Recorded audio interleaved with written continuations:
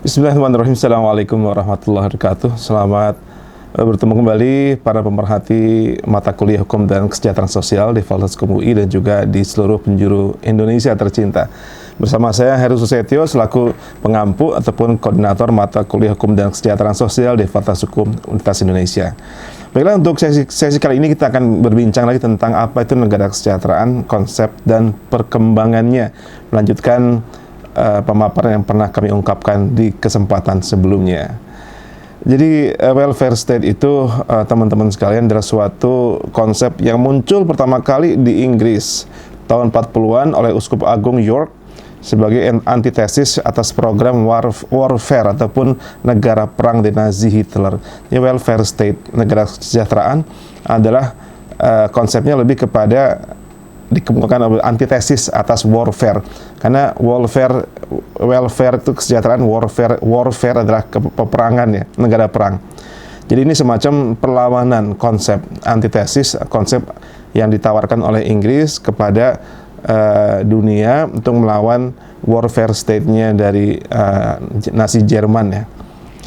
Negara kesejahteraan ataupun rezim kesejahteraan ataupun welfare regime lebih dari sekedar suatu kebijakan sosial. Tidak semua kebijakan sosial dapat digolongkan sebagai welfare state. Misalnya program jaring pengaman sosial alias Social Security Net yang dilansir pada tahun 1997 di Indonesia, itu persis sebelum reformasi 98 ya, yang hanya bersifat minimal dan sementara saja sifatnya. Jadi tidak ada suatu konsep yang sifatnya mungkin sustainable, cenderung sifatnya sementara dan minimal.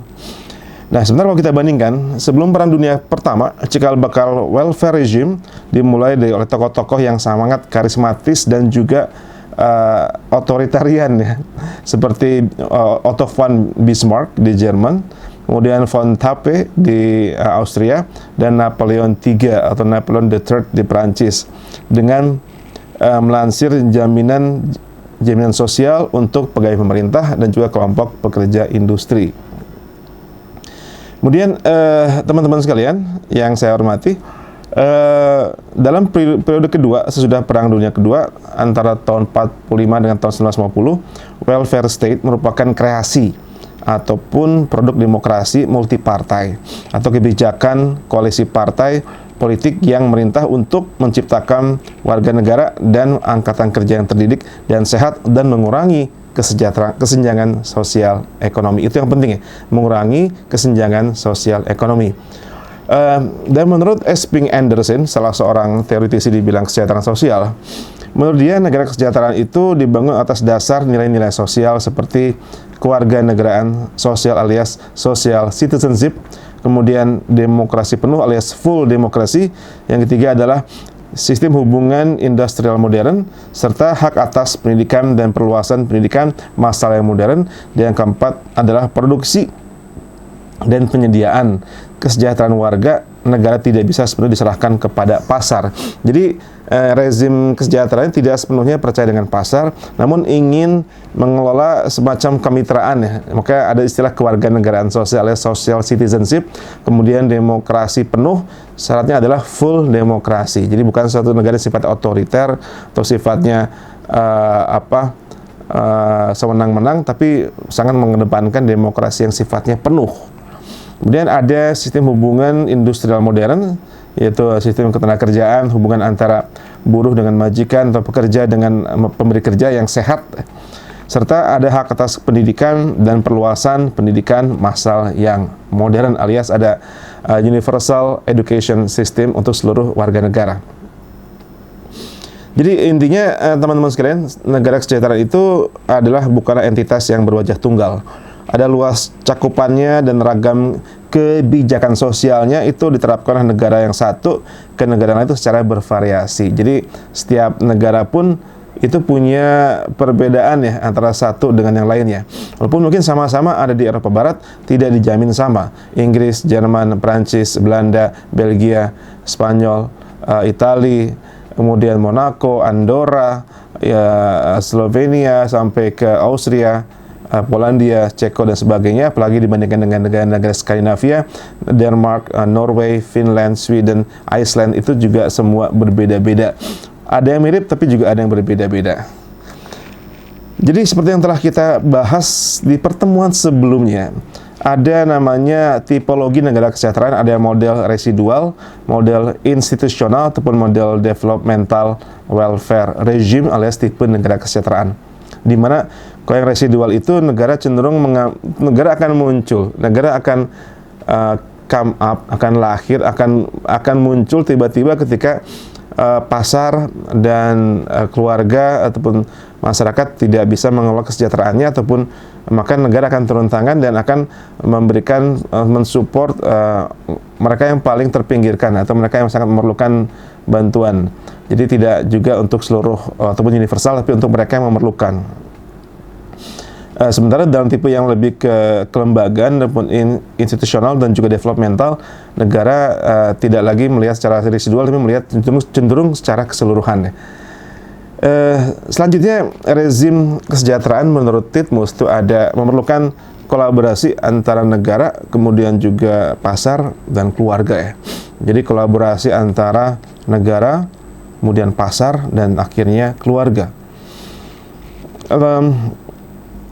Kita tidak ingin seperti negara-negara residual ya, di mana tanggung jawab negara sebagai penyedia kesejahteraan berlaku jika keluarga dan pasar gagal menjalankan fungsinya. Contoh di Australia, di Kanada, Selandia Baru, dan di Amerika Serikat. Dengan basis rezim kesejahteraan liberal yang dicirikan oleh jaminan sosial yang terbatas terhadap kelompok target yang selektif, juga ada dorongan yang kuat bagi pasar untuk mengurus pelayanan publik. Sementara bedanya dengan kelembagaan yang sifatnya lebih institutional welfare state adalah dia bersifat skema universal. Kemudian mencakup semua populasi warga, tidak hanya kelompok yang kurang beruntung, juga terlembagakan dalam basis kebijakan sosial yang lebih luas.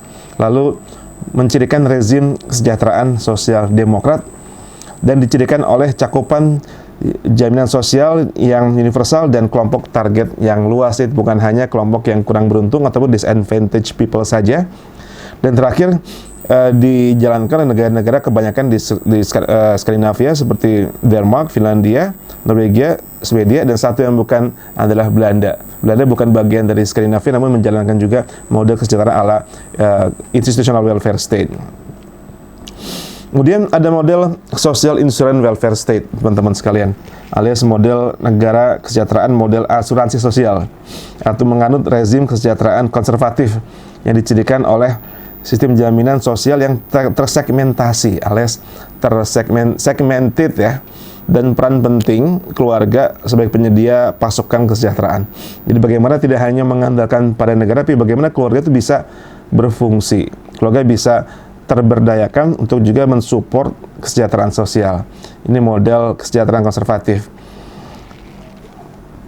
Kemudian juga ada yang namanya minimalis welfare state, negara kesejahteraan yang minimalis, di mana pengeluaran pemerintah untuk pembangunan sosial itu amat kecil. Program kesejahteraan dan jaminan sosial diberikan secara sporadis alias tidak komprehensif, terkotak-kotak, terbelah-belah, parsial dan minimal, serta umumnya hanya diberikan kepada pegawai negeri atau anggota angkatan bersenjata, pegawai swasta yang membayar premi. Anggaran negara untuk program sosial sangat kecil, biasanya di bawah 10% dari total pengeluaran negara. Maka ini yang sekarang kita lihat ya, termasuk di Indonesia, karena kita itu masuk kategori minimalis welfare state. Tapi kita bukan sendiri, teman-teman sekalian. Bukan cuma Indonesia menganut negara kesejahteraan minimalis, tapi juga Spanyol, Italia, Chile di Amerika Latin, Brazil di Amerika Latin, kemudian Korea Selatan, Filipina, Sri Lanka, dan juga Indonesia.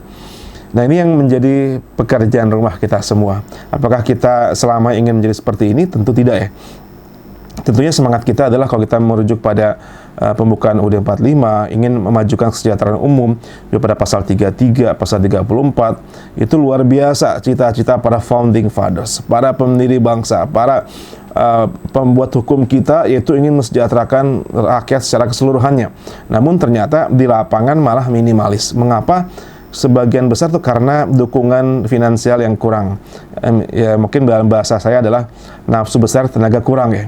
Semangatnya tuh luar biasa, namun dana yang tersedia nggak cukup untuk mensupport kesejahteraan sosial seluruh warga masyarakat yang ada.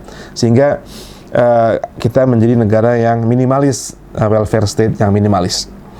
Dan akhirnya kalau kita ingin menjadi semacam seperti negara Skandinavia, maka minimal 4 hal yang harus dilakukan ya, supaya kita bisa melahirkan universal welfare state, yaitu ada kewarganegaraan sosial alias social citizenship. Yang kedua, demokrasi yang sifatnya harus penuh, demokrasi penuh. Yang keempat, ada hubungan industrial sifatnya modern. Relasi antara buruh, majikan, pekerja dengan yang pemberi kerja harus diatur dengan kelembagaan sifatnya modern.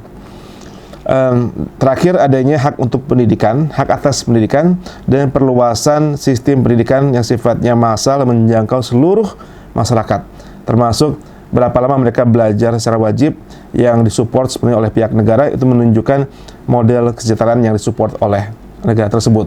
Misalnya wajib belajar berapa tahun sampai SD kah, SMP kah, SMA kah, ataupun perguruan tinggi, dan dari mana dananya berasal, itu mencerminkan model kesejahteraan sosial yang dianut oleh negara bersangkutan. Demikian untuk sesi negara kesejahteraan saat ini. Saya cukupkan. Terima kasih atas perhatian teman-teman dan rekan-rekan pemerhati hukum dan kesejahteraan sosial, dan semoga kita bisa bertemu kembali pada kesempatan sharing selanjutnya. Terima kasih, tetap semangat, sehat selalu. Wassalamualaikum warahmatullahi wabarakatuh, dan salam sejahtera.